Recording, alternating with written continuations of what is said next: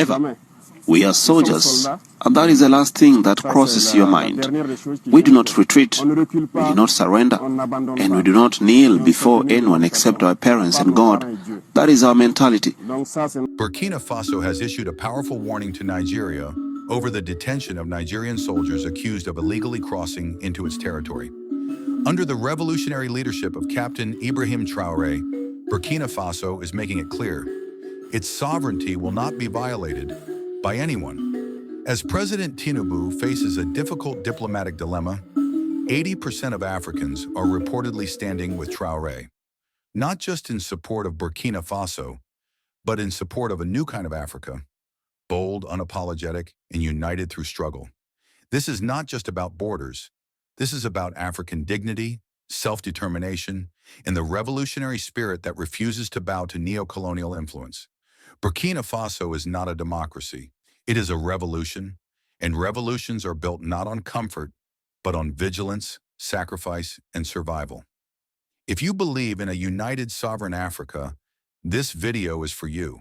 In the heart of West Africa, a revolution is brewing, not in the shadows, not behind closed doors, but in broad daylight in the eyes of millions who are waking up to a new kind of Africa. Burkina Faso has drawn the line. Nigeria is watching. The world is listening. This is not just politics. This is a battle of ideologies. Democracy versus revolution, diplomacy versus defiance. Welcome to Make Africa Great, where the spirit of Pan-Africanism lives and the fire of freedom never dies. Recent reports confirm that several Nigerian soldiers were detained after allegedly crossing into Burkina Faso territory without clearance. Burkina Faso's military-led government responded immediately, issuing a stern warning to Nigeria and making it abundantly clear: our sovereignty will not be violated by land or by air. The statement wasn't just military protocol, it was a symbol, a line in the sand. Captain Ibrahim Traoré, the 35-year-old leader of Burkina Faso, is not interested in playing politics. He is leading a revolution, and revolutions don't make compromises. This isn't just about border control. This is about African self-respect. It's a direct message to any regional power or international actor that sees West Africa as a chessboard. The time for puppets and passive diplomacy is over.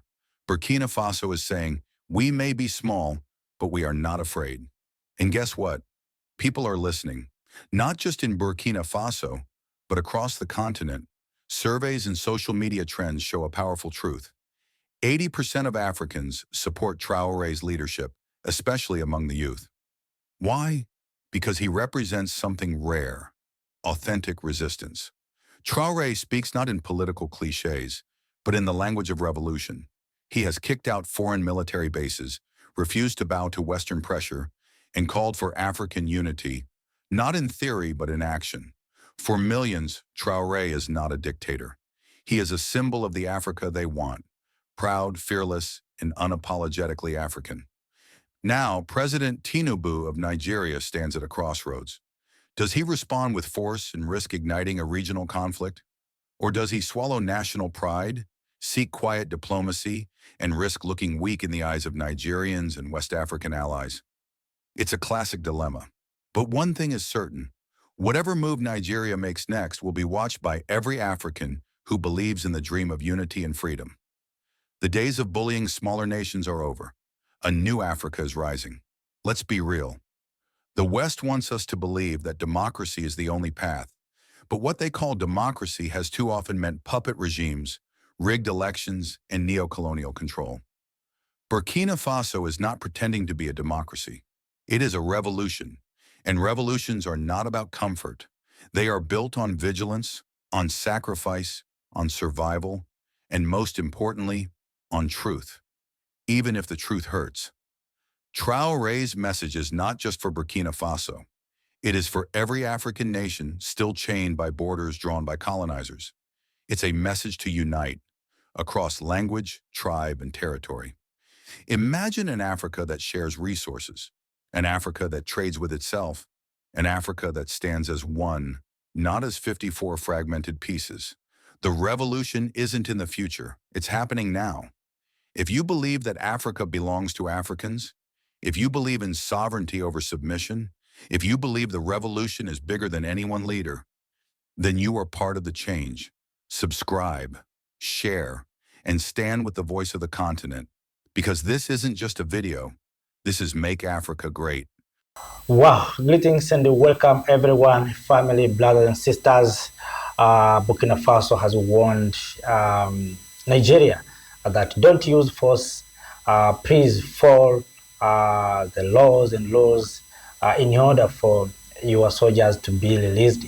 Till now, as I speak to you, 11 Nigerian soldiers or personnel were still in custody in Bobo-Dioulasso, Burkina Faso, and a Nigerian jet still under guide of Burkina Faso's army.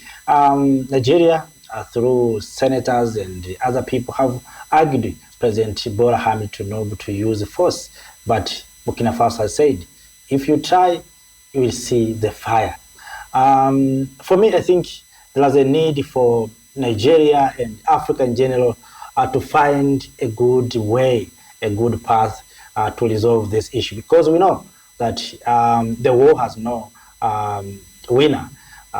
We may think it may be because Nigeria will have called the giant of Africa can defeat Burkina Faso, but let me tell you, you see what's happening in Russia, in Ukraine. Ukraine is a small country compared to Russia, but look, till today, there's a war going on there. Yes, you can say maybe Ukraine is being defended by European nations and America, but even this war, if escalation will be there between Nigeria and the Burkina Faso, the Western power, France and others will jump in to defend Nigeria, to defend even Burkina Faso, to see that escalation is happening. But what I think we have to do is to make sure that we can solve these things diplomatically, and we can find a good way to resolve these things. And these things has become difficult because of Nigeria's relationship with France. All of us, we know that Nigeria and France are very close. And we know France and Mali, Niger, Burkina Faso are enemies. France is the enemies of Alliance of Sahel States. So for President Tinubu to be near with President Macron is the reason of their things. And another thing that I saw is that more than 80% of Nigerians are supporting Captain Ibrahim Traoré. Nigerians are not happy with Bola Ahmed Tinubu.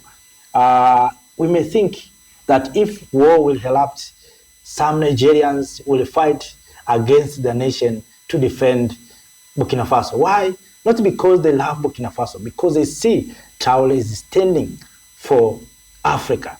You know, many of our leaders, they think that they don't know that for a long time they have been serving the interests of the West. That's why right now you see young people are not happy with these political leaders.